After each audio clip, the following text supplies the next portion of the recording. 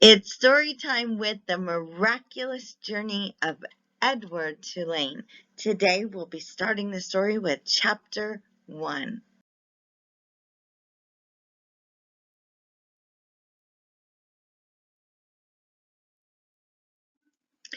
Once in a house on Egypt Street, there lived a rabbit who was made almost entirely of china.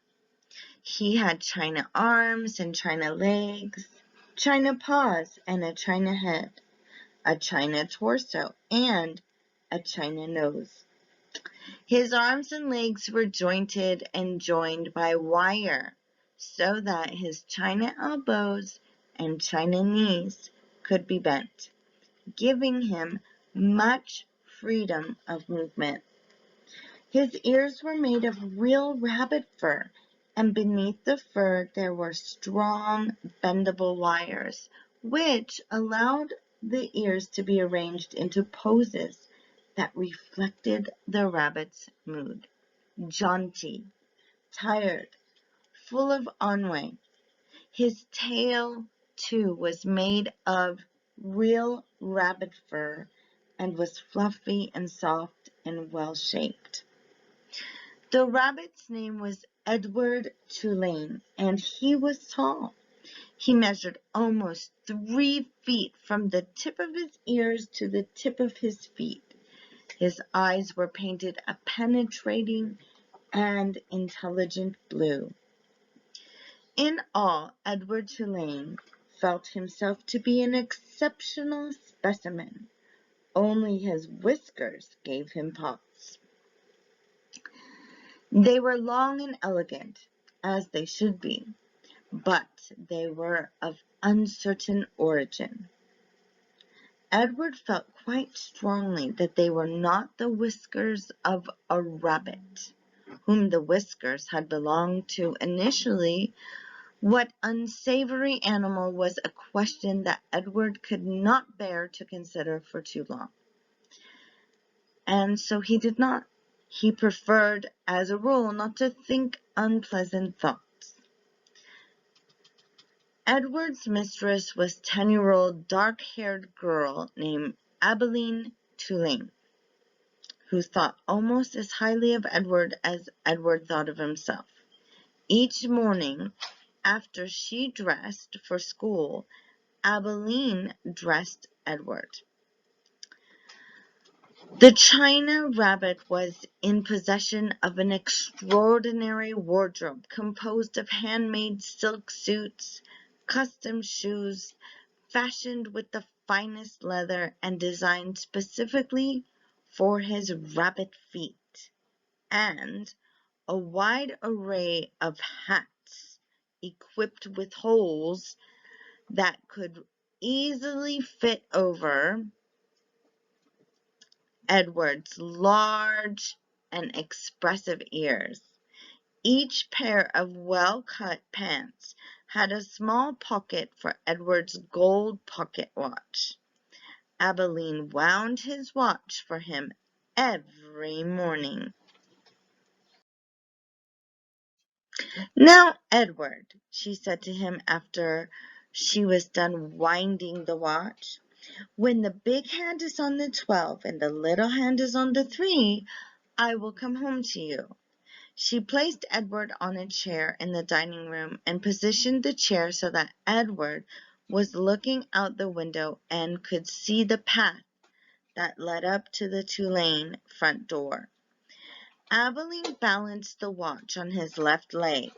She kissed the tips of his ears, and then she left, and Edward spent the day staring out at Egypt Street, listening to the tick of his watch and waiting. Of all the seasons of the year, the rabbit most preferred winter, for the sun set early then and the dining room windows became dark, and Edward could see his own reflection in the glass. And, oh, what a reflection it was! What an elegant figure he cut! Edward never ceased to be amazed at his own fineness. In the evening, Edward sat at the dining room table with the other members of the Tulane family. Abilene, her mother and father, and Abilene's grandmother, who was called Pellegrina.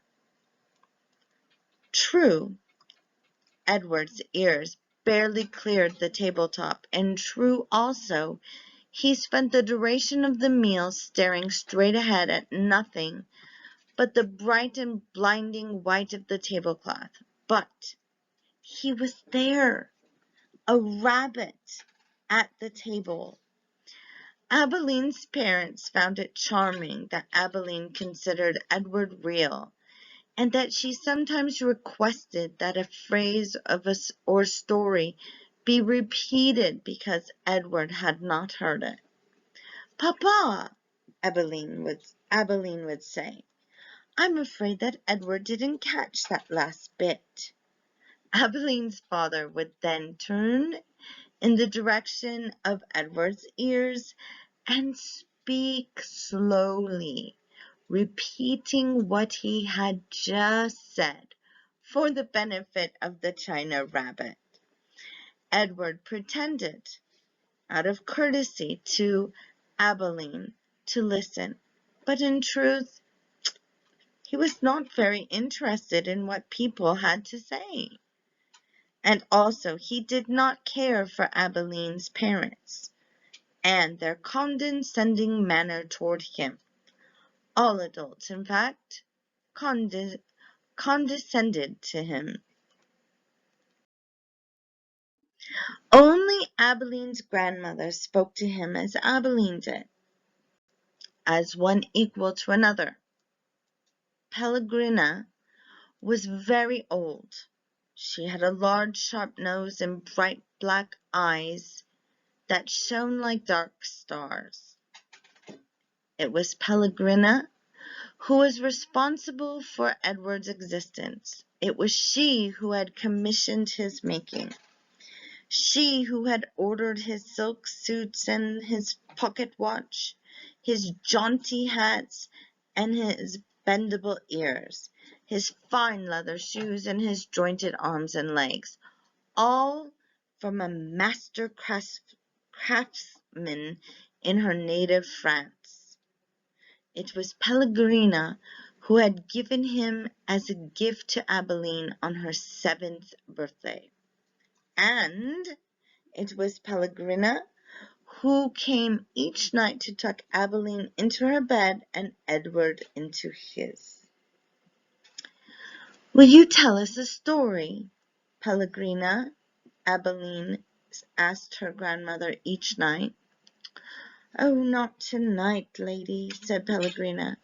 "When?" asked Abilene. "What night?" "Soon," said Pellegrina. "Soon there will be a story." And then she turned off the light, and Edward and Abilene lay in the dark of the bedroom. "I love you, Edward," Abilene said each night after Pellegrina had left. She said those words, and then she waited, almost as if she expected Edward to say something in return. Edward said nothing. He said nothing because, of course, he could not speak. He lay in his small bed next to Abilene's large one.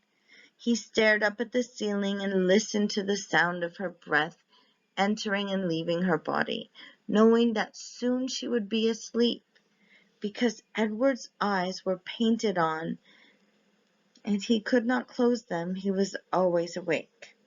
Sometimes, if Abilene put him into his bed on his side instead of on his back, he could see through the cracks in the curtains and out into the dark night. On clear nights, the stars shone, and their pin-prick light comforted Edward in a way that he could not quite understand. Often, he stared at the stars all night until the dark finally gave way to dawn.